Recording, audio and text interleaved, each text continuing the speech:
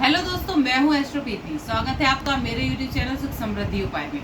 दोस्तों, निर्जला एकादशी बहुत ही शुभ मुहूर्त में आ रही है। कह रहे हैं अगर इस निर्जला एकादशी पर आप विशेष उपाय कर लेते हैं, विष्णु जी को खुश करते हैं, माँ लक्ष्मी खुश होती हैं, तो अगर माँ लक्ष्मी खुश होती हैं तो आपके घर में धन संपदा बनी रहती है और आपको कभी भी धन की कमी नहीं रहने की। कुछ ऐसे छोटे छोटे उपाय मैं बताऊंगी जो आपको निर्जला एकादशी पर जरूर करने चाहिए। दोस्तों, पहले जान लेते हैं कि निर्जला एकादशी कब पड़ रही है। 31 मई, जैसे कि मैंने पहले वीडियो में बताया कि 31 मई को निर्जला एकादशी पड़ रही है और आपको इस दिन व्रत रखना चाहिए। अगर आप व्रत नहीं भी रख पा रहे हैं तो आपको विशेष पूजा आपको जरूर करनी है विष्णु भगवान की। और दोस्तों, क्या करना है, इस दिन तुलसा जी का विशेष महत्व होता है। यदि आपके घर में तुलसा जी नहीं है तो इस दिन अपने घर में तुलसा जी का गमला जरूर लगाएं। और इस दिन दोस्तों क्या करना है, आपको तुलसा जी को आपको जल नहीं चढ़ाना है इस दिन, क्योंकि कहते हैं कि इस दिन निर्जला व्रत जो होता है विष्णु भगवान के लिए माँ तुलसा जी भी रखती है। तो आपको विशेष पूजा करनी है तुलसा जी की, लेकिन आपको जल वगैरह नहीं चढ़ाना है तुलसा जी में। इस बात का ध्यान रखना है विशेषकर। बहुत से लोग क्या करते हैं, तुलसा जी में जल चढ़ा देते हैं, तो वो व्रत जो रखती हैं तुलसा जी, इसलिए आपको ये पाप लग जाएगा अगर आप जल चढ़ा देते हैं। आप पूजा कर सकते हैं, दिया जला सकते हैं, परिक्रमा आप कर सकते हैं। तो दिया आपको दूर से ही रखना है, दूर ही जलाना है। आप भोग भी आपको नहीं लगाना है। तुलसी जी के पत्र जो हैं आपको एक दिन पहले तोड़कर रख लीजिए अपने फ्रिज में। कभी भी वो वैसे भी खराब नहीं होते हैं। अगर आप तोड़कर अपने 8-10 दिन भी रख लेते हैं, सूखे पत्ते भी कभी खराब नहीं माने जाते हैं। तो इस दिन जो निर्जला एकादशी पर आप भोग लगाएंगे तो उसमें तुलसी जी के दल जरूर डालने होते हैं। विष्णु भगवान को बहुत ही प्रिय होते हैं, जब भी आपकी पूजा स्वीकार होती है। इस दिन आप व्रत रख रहे हैं तो मैंने पूरे बताया हुआ है किस तरह से आपको व्रत रखना है। पानी अगर आप पीना चाहते हैं तो किस तरह से पी सकते हैं। एक पशुवत स्थिति होती है जिसमें हम पानी ग्रहण करते हैं तो हमारा व्रत नहीं टूटता है। ठीक है, अब उपाय के बारे में जान लेते हैं क्या क्या हमें उपाय करने हैं। एक दिन पहले, जैसे कि मैंने बताया हुआ है वीडियो में भी, कि गंगा दशहरा पड़ रहा है, तो गंगा जल का सारे घर में आपको छिड़काव करना चाहिए इस दिन। और अगले दिन ही हमारी एकादशी पड़ जाती है। एक दिन पहले गंगा दशहरा पड़ता है और गंगा दशहरा पर भी स्नान का विशेष महत्व होता है। ऐसे ही निर्जला एकादशी पर आप पूजा पाठ करते हैं तो आपको बहुत ही ज्यादा लाभ होंगे। आपको, जैसे मैंने तुलसी जी के पत्ते बताए, तोड़कर रख लेने हैं विष्णु भगवान के लिए। आपको प्रसाद में, चाहे आप कुछ भी ना हो सके तो बतासे ही रखिए, 5 बतासे रख लीजिए, फल रख लीजिए, इसका भी भोग आप लगा सकते हैं।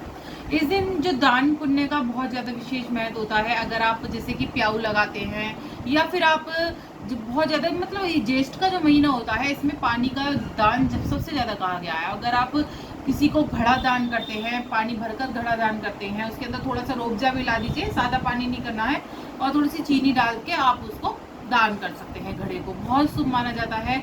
या कोई जैसे कि जरूरतमंद है, उसे रोबजे की बोतल दान कर दीजिए। इस तरह से आप दान कर सकते हैं। छोटे मोटे दान होते हैं, आप कर सकते हैं। नहीं तो आप वस्त्र दान होते हैं, नमक दान होता है, चीनी दान होती है, आप इन चीज़ों का भी दान कर सकते हैं। लेकिन पानी का विशेषकर ध्यान होता है। आपने देखा होगा कि हर जगह प्याऊ लगे हुए होते हैं, रोबजा पिलाया जाता है। तो ये दान बहुत ही ज़्यादा महत्व रखता है कि इस दिन इस चीज़ का दान करना चाहिए।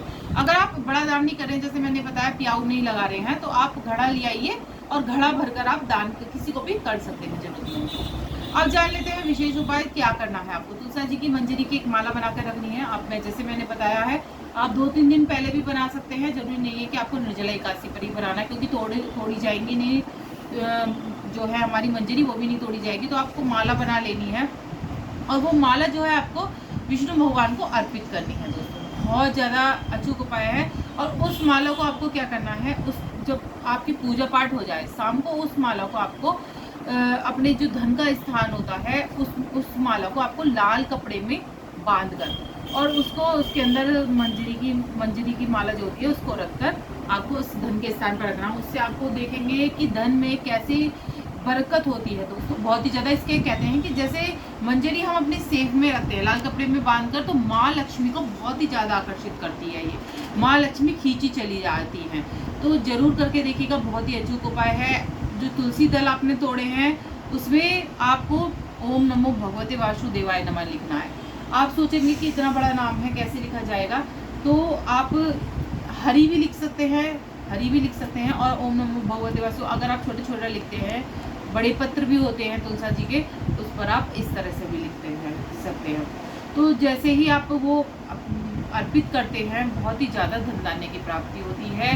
तुलसा जी का विशेष महात्म बताया गया है। तुलसा जी बहुत प्रिय है विष्णु भगवान को, और तुलसा जी से जुड़े हुए जो उपाय होते हैं हमेशा करने से इंसान सफल भी बना रहता है। तुलसा जी की मिट्टी का प्रयोग अपने माथे पर अगर आप करते हैं तो आपको किसी भी प्रकार का कभी भी कोई कष्ट नहीं होने का है। कहते हैं कि जब हम किसी विशेष काम पर जाते हैं, मान लो बच्चा पेपर देने जा रहा है, हम किसी कोर्ट कचहरी में किसी बड़े केस में जा रहे हैं, अगर आप तुलसा जी की मिट्टी अपने मस्तिष्क पर लगाकर जाते हैं तो हर जगह आपको सफलता मिलती है। इसके अलावा तुलसा जी के पत्र जो बताए हैं मैंने, वो जो आपने चढ़ाए हैं उसे भी मंजरी के साथ आपको अपने धन के स्थान पर रखने हैं।